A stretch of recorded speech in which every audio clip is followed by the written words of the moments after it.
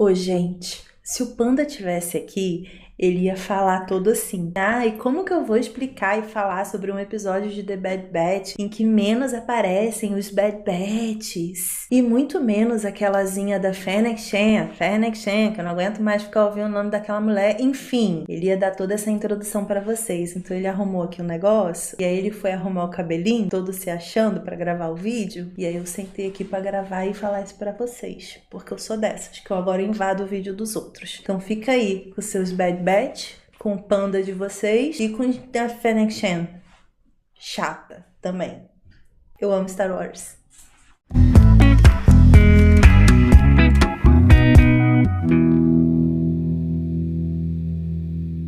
Fala, meu povo! Agora tá liberado a invasão dentro do vídeo alheio. Então, fique aqui determinado que Clubinho da Cris, aguardem que nos vídeos de livro vou estar invadindo também. Vou comentar sobre as asas de um certo alguém, sobre a pegação, sobre outras coisas que estão acontecendo aqui no canal que eu não dou o meu pitaco. Vou passar a dar meu pitaco também. Mas tenho que falar que foi um dos melhores episódios dessa temporada até agora. Sem Bad Batch.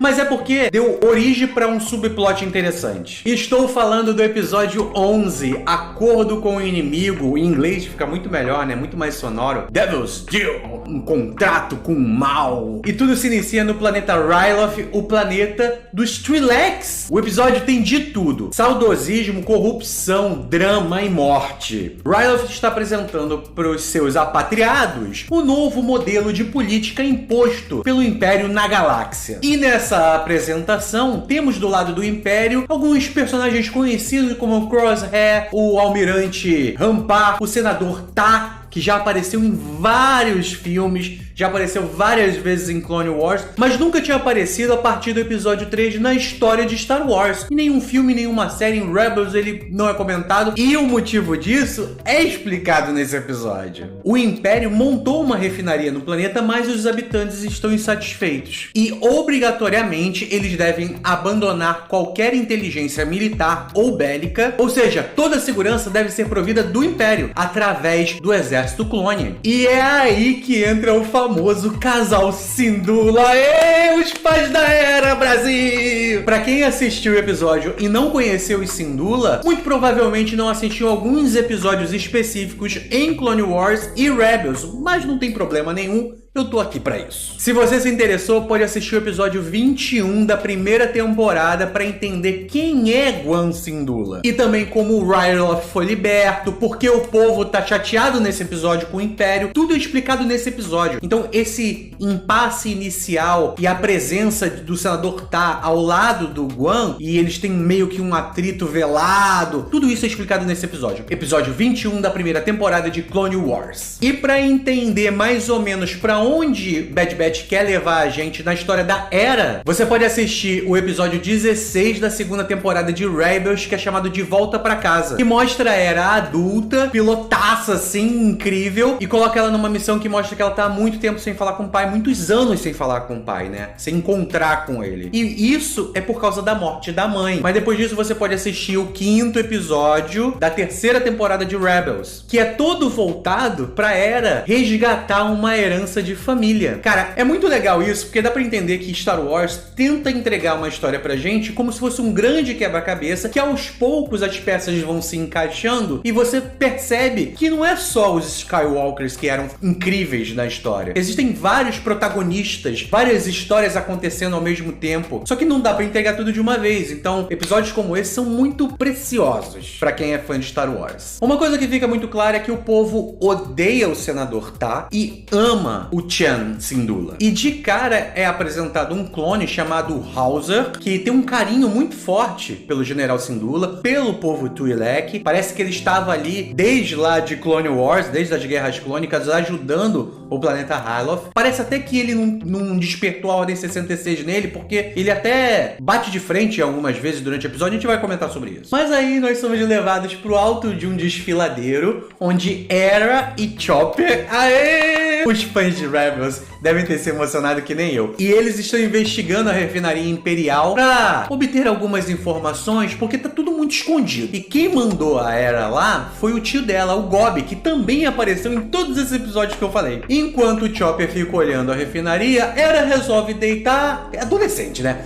Resolve deitar, ficar olhando o céu, viajando com os passarinhos, sonhando que é voar, e aí toca aquela trilha sonora que é dela, de Rebels, mas é uma mistura da trilha sonora original da Leia com o Han Solo. Tipo, ela ama voar, ela ama aquilo ali. E aí toca aquela trilha sonora gostosinha que dá um arrepio, tipo, ai, é tão bonitinho aquele momento. Mas os clones vão lá e pegam eles. O clone Hauser que entrega a Hera de volta pro pai dela, mas não relata por Império. Isso é aquele ponto de não despertou a Ordem 66. Ele não tá sendo controlado, sabe? Ou então o chip deu algum problema, vê que ele tem uma cicatriz aqui, às vezes ele bateu a cabeça. Alguma coisa aconteceu com esse clone específico. Após os clones saírem, inicia uma discussão entre o Gobi e o Chen. O que acontece? Em Clone Wars, quando o grande mestre Mace Windu ajuda o Chen na guerra, ele percebe que ele não tinha a menor chance sem a ajuda dos Jedi e da República. E isso meio que deixou ele apaixonado e em dívida com a República, porque ele é um personagem leal. E essa ilusão da ajuda dos Jedi acaba sendo uma grande armadilha para Chen. Ele se sente em dívida com os Jedi, mas na virada de República para Império, meio que a dívida se perdeu. Quem é que decide isso, entendeu? Ele foi ajudado, eles conseguiram a liberdade que eles tanto almejavam. E isso que é maneiro, porque o Gobi, ele questiona todo esse idealismo, todo esse posicionamento político do Chen, que acredita estar pagando uma dívida, mas na verdade a dívida dele é com o povo dele, não com o Império. Do outro lado está o almirante Rampar conversando com o senador Ta e Crosshair. E aí dá pra perceber que o Crosshair tá com um machucadaço aqui assim, ó, do lado da cabeça, que é por causa daquele episódio que ele foi tostado por uma turbina de nave. E até pouco, né? É ver que a medicina de Star Wars realmente, ó, tá uma beleza, porque ficou bem queimado aqui, mas o rosto dele tá de boa. Eles discutem sobre a influência do Gwen Syndulla, mas parece que Rampart já tem um plano. Parece que ele não se importa muito com a opinião do senador. Todos são pontos importantes, porque olha o título, né? Tipo, é um pacto com o mal. É o que o senador Tarr fez, né? Ele fez um pacto ali, porque ele é um político corrupto e tá tentando sempre obter o melhor pra ele. Ele não vive em Ryloth, ele vive em Coruscant. Então, pra ele, tipo, ele só quer terminar com aquele caso ali, meio que controlar as pessoas e voltar pra casa dele em Coruscant. Mas é interessante esse ponto, porque pro Império não é mais interessante senadores representando seus planetas. Eles vão dominar tudo, eles vão controlar tudo. E todo mundo que meio que apoia pra não se tornar um traidor vai ser eliminado da história. Assistam uma série da Netflix chamada Como Se Tornar um Imperador, é isso? Eu acho que não é isso, não. Eu acho que é isso. Eu vou colocar aqui escrito. E aí o Guan vê a Hera debruçada na sacada e ele vai ter um papo de pai e filha. E é muito interessante esse papo. A Hera é uma adolescente que viveu mais tempos de guerra do que tempos de paz na sua vida. E o Guan é o extremo oposto. E como qualquer pai, ele deseja para a filha que ela não viva épocas de conflitos, de guerras, de domínios, de políticas e de caos. E o que é bonito desse diálogo é que nenhum dos dois tá errado. É uma pena que eles demoram tanto tempo para fazer as pazes, né? Lá pro episódio 16 da segunda temporada de Rebels. Mas aí vem a parte mais maneira desse episódio. Você tá pensando tipo, é quando os Bad Batch aparecem? Não, é quando os pais da Hera vão fazer uma visita na refinaria para saber o que tá acontecendo ali. E aí o almirante Rampar explica que eles estão coletando e refinando dúnio. Aí na hora que eu ouvi essa palavra, eu falei, eu já ouvi isso. E aí eu lembrei. Dúnio é um dos metais mais raros do universo de Star Wars. Ele é utilizado para construir naves na época do Império. E sabe qual é a nave em específico que o Império está coletando esse metal para montar? Essa mesma. A temível Estrela da Morte.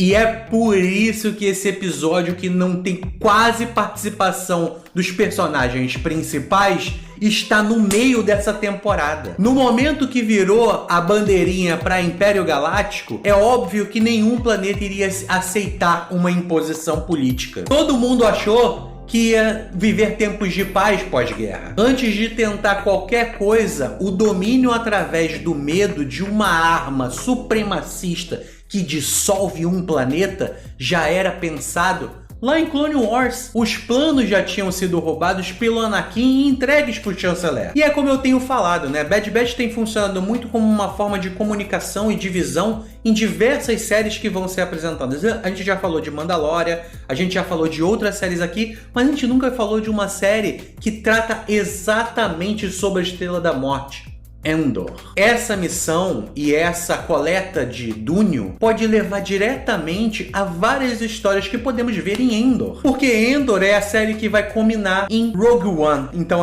tem tudo a ver, tá tudo trabalhado junto. Mas é necessário ter um momento com a Força Clone 99 para realmente ser um episódio de Bad Batch. Vocês concordam? Hera vai com Gob pegar mantimentos no espaço e o Crosshair coloca um grampo na nave deles. E cara, é muito bonitinho, ela toda empolgada pilotando. Eles chegam no planeta e o contato deles é a nossa galera e o mantimento são armas. A troca é feita, mas um momento especial acontece. A Ômega mostra pra Hera a nave e talvez a série tenha falado pra gente que a Hera seja uma usuária da força. Mas Panda, como assim? Bom, em Star Wars nem todo usuário da força ou é Jedi ou é Sith. E como sempre é falado, a força flui através de todos os seres vivos, mas alguns conseguem se comunicar de alguma forma com a força. Eu não vou falar midi-clones, a força. E o exemplo mais clássico de um usuário da força que não é treinado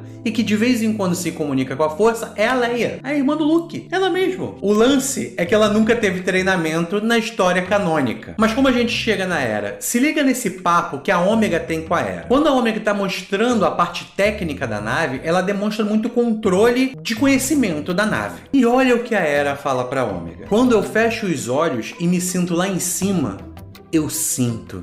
Os instrumentos ajudam a te guiar, mas é você que decide seu curso.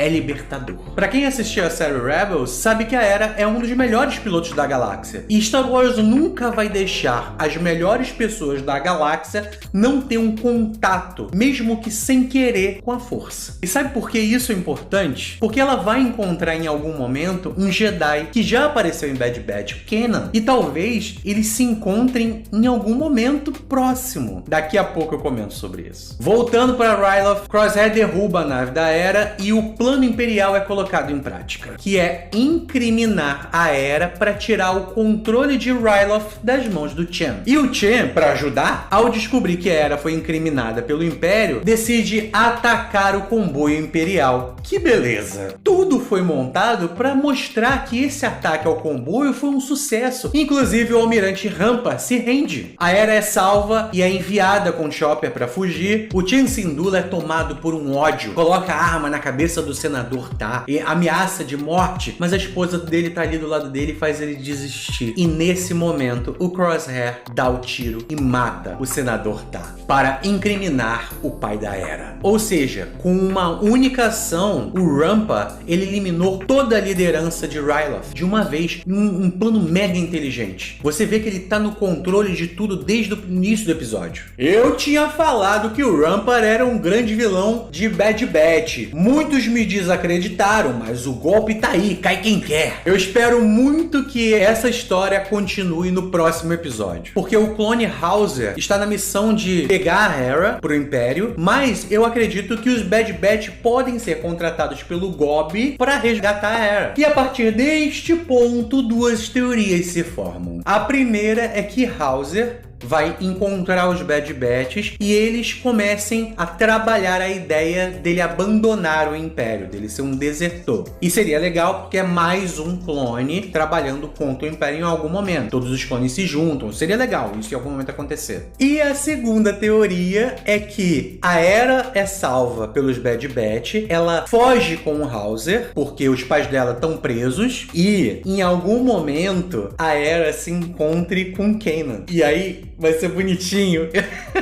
e é o início do Esquadrão Fênix se tornando, sabe?